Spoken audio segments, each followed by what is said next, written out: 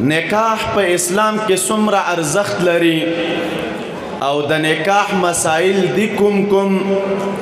وخت په وخت منګ او تاسو د علماو نه اورو خو یاد ولرئ دوستانو رسول الله صلی الله علیه وسلم فرمای النکاح من سنن المرسلین نکاح دا د انبیاء کرامو سنت دا یو حدیث مبارک کې رسول الله صلی الله علیه وسلم فرمای چې نکاح زما سنت دا بل حدیث مبارک کې راځي چې نکاح د انبیاء کرامو سنت دا انبیاء کرام چې رب العالمین دنیا ته رالیږلي هغوی ودونه کړي دي ما سوا د یو څو انبیاء کرامو نه نور اکثرین انبیاء کرام د ودونو والا وه ځکه زما او ستا خوږ پیغمبر مو تاته وایي چې نکاح د مخکنو پیغمبرانو سنت هم وه نکاح زما سنت هم ده پکار دا ده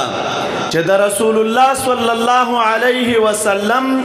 سنت مونږ او تاسو خپل کو هغه دور کې چې د رسول الله صلی الله علیه وسلم د حیات او د هغه مبارک د ژوند او د زندګۍ دوره وه یو څه صحابه کرام د رسول الله صلی الله علیه وسلم کور ته راغلل د نبی علیہ السلام د عبادت په باره کې پوښتنه وکړه چې د نبی علیہ السلام معمول څه شی دی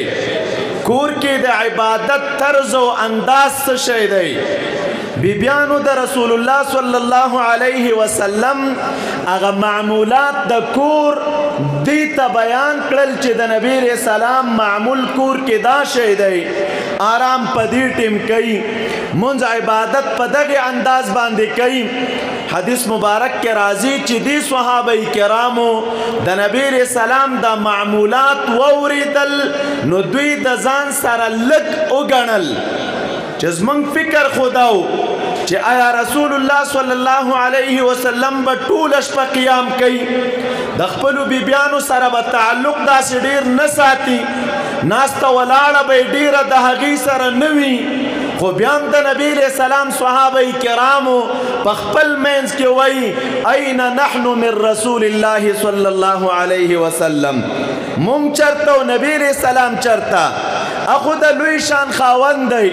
مونږ د هغه امتیان یو کمزوري خلک یو مونږ به لږ په عبادت کې کوښښ ډیر کوو په څه طریقه باندې یو ځان سره وایي چې زه به د شپې خوب نه کومه بل ځان سره وایي چې زه به نکاح او واده نه کومه بل ځان سره وایي چې زه به ټول عمر روژه نیسمه او همیشه دپاره به روژهدار یم رسول الله صلی الله علیه وسلم چا د دغې دریو صحابه کرامو یا د دغې جماعت د هوډ نه خبر که چې ځینې صحابه کرام داسې دي چې ځان سره فیصله کړې ده چا ویلی دي چې زه به همیشه روژهدار یم څوک وایي زه به ښځو سره تعلق نه ساتم او نکاح به نه کوم نبی علیہ السلام راوغوښتل د غصې په انداز کې مبارک دی صحابه کرامو ته وایي چې انی لاخشاکم واتقاکم ای صحابه کرامو په تاسو کې زه د رب العالمین نه ډیر یریږم د تاسو نه زه ډیر تقواداره یم تقوا ما کې ډیره ده خشیت په ما کې ډیر دی خو باوجود د دې چې ډیر متقي زه یم انی اتزوج النساء زه د ښځو سره نکاحونه هم کوم ډیرې بیبیانې په نکاح کې لرم کله روژه نیسم او کله یې نه نیسم د شپې په یوه حصه کې خوب کوم او په بله حصه کې بیا د رب العالمین عبادت کوم هر کله چې زه دا کارونه کوم نو نبی علیہ السلام صحابه کرامو ته وایي چې ای صحابو نکاح زما سنت ده فمن رغب عن سنتي فلیس مني څوک چې زما د سنتو نه اعراض کوي دا زما د کاملو اتباعو نه نه دی لہذا صحابه کرام نبی علیہ السلام دې ته تشویقوي چې ای زما صحابه ودونه وکئ نکاحونه وکئ ولې نکاح زما سنت ده مونږ او تاسو نکاح په دې نیت باندې کوو چې زما استاد د خوږ پیغمبر طریقه ده او زما استاد د خوږ پیغمبر سنت ده او بیا د هغې نه بعد ډېر مصالح پکې پراته دي د نارینه عفت پکې پروت دی د زنانه عفت پکې پروت دی نکاح سره نارینه دینداره کیږي نکاح سره زنانه دینداره کیږي د عفت او د پاکدامنۍ سره سره د نسل انساني خوروالی پکې دی د نسب لحاظ پکې دی تاسو وګورئ که نکاح د منځه لاړه شي د نسب تعین به د منځه لاړ شي په کومو وطنونو کې چې زناګانې عامې دي هلته څوک د نسب لحاظ نه کوي دا نه ده معلومه چې زما پلار څوک دی او دا نه ده معلومه چې زما نیکه څوک دی نکاح هغه بهترین عمل دی د نسب حفاظت پکې دی عفت و پاکدامني پکې پرته ده د انسانانو د نسل خورېدل پکې دي د انسانانو د نسل کثرت پکې دی او چې ډېروالی راغی دنیا هم پې آباده ده اخروي منفعت د انسانانو د نبی علیه السلام د امت هغه دا دی مبارک حدیث کې فرمای تناکحوا وتوالدوا ای زما صحابو تاسو نکاحونه کوئ تاسو بچی راوړئ د دې وجې نه نکاح کوئ بچی راوړئ احادیثو کې نبی علیه السلام د بچو د راوړلو طرف ته امت ته ترغیب ورکوي هغه زنانه چې شنډه وي او هغه بچي نه راوړي نبی علیه السلام د هغې د نکاح نه منع فرمایلې ده ولې تاسو نکاحونه وکئ بچی راوړئ وجه د هغې دا ده فانی مکاثر بکم الامم نبی علیه السلام وایي د قیامت په ورځ باندې به زه د رب العالمین په حضور کې د خپل امت په کثرت او په ډېروالي باندې فخر کوم حدیث مبارک کې راځي نبی علیه السلام فرمایي یو پیغمبر به را روان وي هغه سره به خپله ډله را روانوي بل پیغمبر به را روان وي هغه سره به خپله ډله را روانه وي چا سره لږ او چا سره ډېر چا سره به دومره امتیان وي چې د سکناري به یې نیولې وي ډېر په کثرت سره به را روان وي خو په دې ټولو امتونو کې چې د حشر میدان ته ډېر په کثرت او په ډېروالي سره راځي هغه امت د محمد عربي صلی الله علیه وسلم دی د دنیا چارې هم د امت په کثرت ښې سنبالیږي د آخرت ناز هم د امت په کثرت کې پروت دی د دې وجې نه زما ستا شریعت وایي چې د نکاح مقصود د عفت او د پاکدامنۍ سره د انسان د اولاد او د نسل ډېرېدل دي زما ستا شریعت وایي بچي بندول د شریعت د نګاه نه دا جرم دی دا بچان بندول جرم ولې دي یو خبره درته وکم په غور یې واورئ د کفارو تل دسیسې وي چې دا د مسلمانانو نسلونه په څه طریقه باندې کم کړي په څه طریقه یې لږ کړي مختلفې حربې د هغې دپاره استعمالوي زمونږ او ستاسو د دې هېواد نه چې نورو هېوادونو ته لاړ شئ باقاعده بینرې یې لګولي او په لارو کې اعلانونه لګوي بچي لږ راوړئ وجه ورته څه شی وایي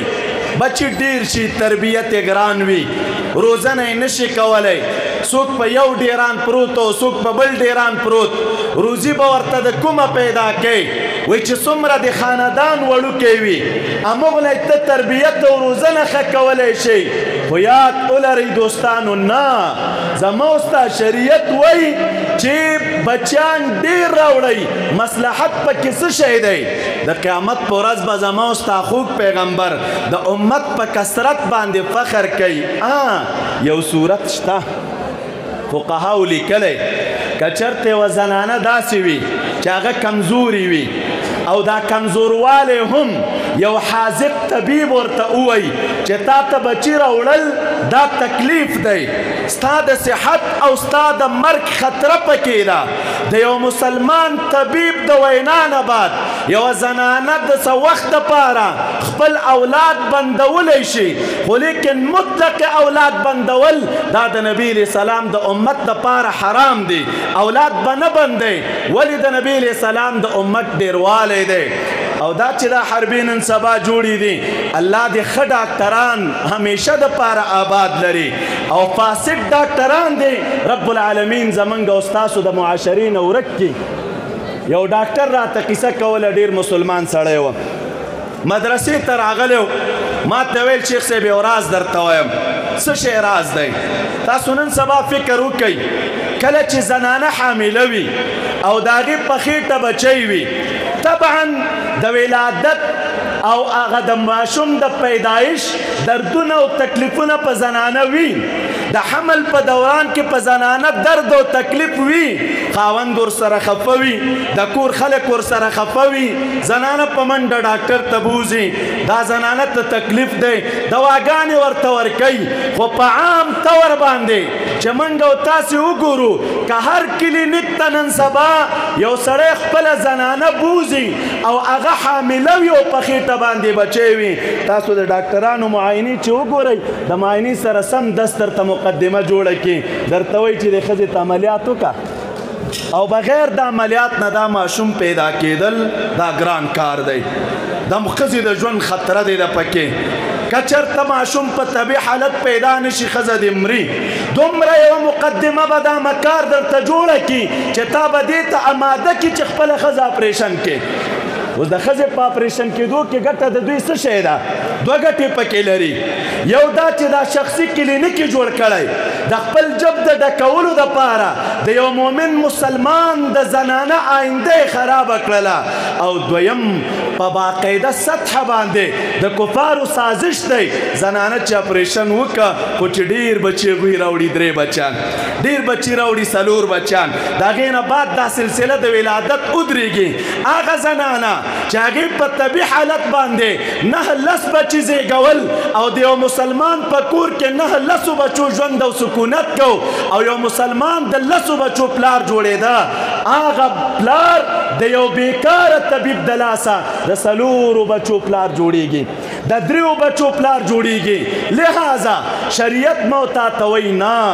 که څوک ډاکټر وي هغه دې د رب العالمین نه ویریږي، داسې بې ځایه قضاوتونه دې نه کوي. او تاسو ورونو ته م وایم، که تاسو هم طبیبانو ته ځئ، د دې مکارانو په خولو دوکه نه شئ، تر څو پورې چې مو د 3-4 ډاکټرانو سره مشوره نه وي کړې چې یو مسلمان سړي درته د اپریشن او د عملیات مشوره درکړه، بیا یې ومنه. کنې دا محض خبرې چې دوی کوي دا د کفارو سازش دی د مسلمانانو د نسل د کمیدو په خاطر باندې. نو د دې وجې نه نکاح سنت د نبی علیه السلام ده، د اولاد کثرت پکې دی، د اولاد ډېروالی پکې دی، او محبوب فرمایي زه د خپل امت په کثرت فخر کوم چې نکاح سنت شوه. حکمتونه او مصالح پکې ډېر دي، نو یاد ولرئ دوستانو، دا نکاح ته د شریعت په اصطلاح کې عقد وایي. عقد د عقدونه ډېر زیات دي، عقد د نکاح دی، عقد د بیع دی، عقد د عام عقدونه او لوزونه دي. عقد اصل کې غوټې ته ویلی کېږي، دا د نکاح معاملې ته هم په شریعت کې عقد وایي. عقد ولې ورته وایي؟ دلته د یو 2 کسانو په درمیان کې یو جوړښت راځي، یو تړون راځي، 2 کسه په خپل منځ کې سره یو خبره غوټه کوي، د یو د طرف نه ایجاب دی او د بل د طرف نه قبول دی. نو عقدونه خو مؤمنان مسلمانان ډېر کوي، خو لیکن نکاح هغه عقد دی چې د دې ټولو عقدونو په درمیان کې یو ځانګړی حیثیت لري. لہذا زما او ستا شریعت وایي چې په عقد د نکاح کې باید مؤمن مسلمان ډېر دقت وکړي. دا معمولی عقد نه دی چې ته بس په 1 منټ او یا په 1 ورځ او په 1 غنټه باندې چېرته دې څوک ولیدل او دغه رنګې زه ورسره دا عقد کوم او زه د نکاح پیغام ورلیږم، په کار دا ده چې دا قبوله شي. نه، شریعت څومره احتیاط کوي. قرآني آیت د الله تعالی فرمایي نبی علیہ السلام ته، نارینهو ته ووایه چې تاسو ته پردۍ زنانه مخې ته راغلې سترګې ښکته کوي. زنانو ته وایي پردي نارینه درته مخې ته راغلل سترګې ښکته کوي. ځانګړي حکمونه دواړو ته دي، هم نارینه ته او هم زنانه ته. دا نارینه به پردۍ زنانه ته ولې نه ګوري؟ دا نارینه به پردۍ زنانه ته ولې نه ګوري؟ زنانه به پردي نارینه ته ولې نه ګوري؟ دا نظر علما لیکي النظر سهم من سهام ابلیس. دا نظر د ابلیس د غشو نه یو غشی دی څنګه چې یو څوک په ګولۍ لګیږي او په غشي باندې لګیږي او د چا ښکار شي دا نظر هم یو غشی دی که د یوې پردۍ زنانه نظر په پردي نارینه ولګېده شاید چې د دې نارینه ښکار شي دا زنانه او که د نارینه نظر په پردۍ زنانه ولګېده شاید چې دا نارینه د دې زنانه ښکار شي دا تعلقات او روابط دا د نظر نه جوړیږي شریعت وایي ګورې به نه نارینه ته م وایي زنانه ته به نه ګورې زنانه ته م وایي نارینه ته به م نه ګورې ولې په نظر ډېر مفاسد بنا دي خو تاسو راشئ دا عقد د زواج او عقد د کوزدې یا عقد د نکاح دا چونکې د یوې ورځې معامله نه ده په دې کې ډېر دقت پکار دی شریعت یو طرف ته موته د نظر نه منع کوي بل طرف ته راته وایي مطلقا نظر منع نه دی که یو ځوان د یوې جنۍ سره نکاح کول غواړي شریعت دته اجازت ورکړی چې دا جنۍ وګوري او که یو جنۍ د یو ځوان سره نکاح کول غواړي شریعت دې جنۍ ته دا اجازت ورکړی چې دی دا نارینه وګوري زمونږ او ستاسو د احادیثو کتابونه چې وګورئ صاحب د مشکات مستقل باب لګی باب النظر الی المخطوبه یوه جنۍ چې هغه څوک غواړي او کوزده کولې غواړي آیا دې ته دی کتی شي که نشي کتلی په لسګونو احادیث یې راخیستې دي چې یو ځوان ته شریعت د دې اجازت ورکړی چې دی زنانه وګوري او د کتلو نه بعد بیا ورسره نکاح وکړي صحابي مبارک نکاح کړې وه نبي علیه السلام ته راغی ورته وایي یا رسول الله نبی علیہ السلام ورته نکاح دی وکړه وای او کتلې دی و زنانه وای د الله نبی نه محبوب ورته وای ولې دی کتله نه کتا دا زنانه کتلې وای دا بس تاسو په درمیان کې د همیشني محبت دپاره یو سبب او ذریعه وای همیشه دپاره چې د ښځې او د خاوند په درمیان کې محبت دوام مومي هغه په نظر موقوف دی لہذا که یو څوک زنانه ونه ګوري یو یا دی زنانه خپله ونه ګوري یا د بل چا په توسط باندې ونه ګوري دا ډېر وخت کې چې نکاحونه سره خراب شي او د کورنۍ او د ښځې او د خاوند په درمیان کې د بې اتفاقۍ سبب شي لامل دا وي چې اوله ورځ چا دقت نه یې کړی نوجوانانو تاسو ته وایم کله چې دا د ځوانۍ دوران وي نو خو سړی خو اسم ګرمه کې وي زمونږ یو ملګری دی هغه وایي نوجوان چې محض سور شال ویني نو ده ته همغه چې دی حوره ښکاري په دې فکر نه دی چې زه اوس دې کې دقت وکم یا که یو نوجوانه زنانه یو زلمی وګوري او ځان یې لږ ښه برابر کړی نور د هغې شاته عواقبو ته نه ګوري چې صبر وکړه خاندان یې وګورم اخلاق یې وګورم رویه یې وګورم ژوند یې وګورم کردار یې وګورم د هغې نه بعد ورسره نکاح وکړم دقت نه وي آینده مشکلات پیښ شي شریعت وایي دقت وکړه بیا نکاح وکړه که خپله دې کتلی شوه ویې ګوره خپله دې نه شوه کتلی زمونږ او ستاسو د وطن رواج دا دی خلک زنانه لیکي د زنانه د کتلو دپاره په زنانه وی وګوره بار بار یې وګوره یو ځل یې مه ګوره ورباندې بار بار یې وګوره چې کله زنانو درته تایید کړه د هغې نه بعد ورسره نکاح وکړه د هغې زنانو کتل دا به داسې وي لکه ستا کتل آینده ستاسو کور کې بیا مشکل نه جوړیږي ولې عقد مهم دی په نوجوانانو یو بل هم درته ووایم پام کوئ چېرته زړې میندې یوازې چې دی د نکاح د پیغام دپاره ونه لیږئ کور کې چې کله زړه ښځئ مور ده نیا ده او نوجوان دپاره یې ولیږي چې ته لاړ شه اوس ما ته جنۍ وګوره نو کله هم چې تللي یوه زړه ښځه چې دې لیږلې ده نو اکثره مشکل د هغې نه هم بنا وي وجه څه شی ده دا زړه ښځه چې کله هم د چا کور ته خطبې ته لاړه شي نو دا جنوکۍ خو ډېرې هوښیارې وي اوس ښایسته ده او که بدرنګه ده خو ترورې په خیر راغلی بالغ کېده اوبه ورته کېده او قدر وکړه عزت وکړه او احترام وکړه په دې 10 منټه کې دا مخکې واوړي راواوړي او دې طرف ته اوبه ورته راوړه او بالغ ورته راوړه نو زنانه زړې ښځې خو په همدغې شیانو خوشحالېږي چې ما ته داسې نګور راشي چې زما قدر وکړي زما عزت وکړي او زما احترام وکړي چې د کوره راوځي او دلته راشي زوی ته وایي چې پام کوه زوی چې دا جنۍ درنه خطا نشي ښځه خو همدغه وه عجیب اخلاق یې لرودل نو صحیح ده چې نوجوان د یوې زنانه اخلاقو ته ګوري خو د اخلاق سره ښایست هم مهم دی د اخلاقو سره دینداري مهمه ده د اخلاقو سره قد او قامت هم مهم دی تنها یوازې زړې ښځې کورونو ته مه لېږئ د جنوکیانو د غوښتو دپاره زمونږ یو ملګری و هغه وایي چې کله هم ښځه غواړئ 4 ښځې به ورسره لېږئ یو به زړه ښځه لېږئ ورسره 3 ښځې یو به زړه لېږئ یوه به واده شوې ځوانه لېږئ او یوه به ورسره پیغله جلۍ لېږئ دې 3 واڼو چې درته انتخاب وکړه نو که هغه غزلي بدبخت دی نو بیا درته څه نشم ویلی خو انشاءالله قسمت به دې بد نه وي چې دا 3 ښځې درته انتخاب وکړي وجه څه شی ده وایي زړه ښځه چې کله هم لاړه شي هغه د جنۍ د کردار ته ګوري چې ته ودرېږه دا جنۍ څنګه کردار لري بس کته بره ګوري ورته ناستې څنګه ده ولاړې څنګه ده اخلاق کې څنګه دي خدمت کې څنګه ده د زړو ښځو فکر په دې شي باندې وي او دا نوجوانه واده شوې ښځه هغه د جنۍ کمال ته ګوري هوښیارۍ ته یې ګوري مجلس ورسره کوي صبر وکړه چې دا د خبرو انداز سره کم دی اخلاق سره کم دی رویې سره کم ده نو پخه ښځه اخلاق ساري او دا پیغله جنۍ چې د ورسره لېږلې ده واده شوې نه نو پیغله جنوکیو نه اخلاقو سره کار وي او نه د کردار سره کار وي هغه زیبایي او ښایست ته ګوري چې ته ودرېږه دا جنۍ ښایسته ده که نه ده د هغې خپل ځان ته هم دا فکر وي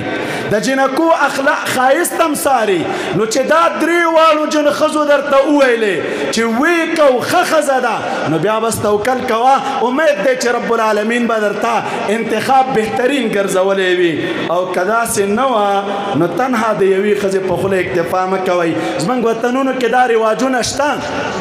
اکثره داسې وشي زوی خبر نه وي او ده ته نکاح کړې وي لور خبره نه وي او دی په نکاح ورکړې وي وایي بس پلار راته کړې ده نو سبا یې خوښه نه وي جنۍ وایي بس پلار ورکړې یم خاوند یې خوښ نه وي ولو که هره بلا وي نه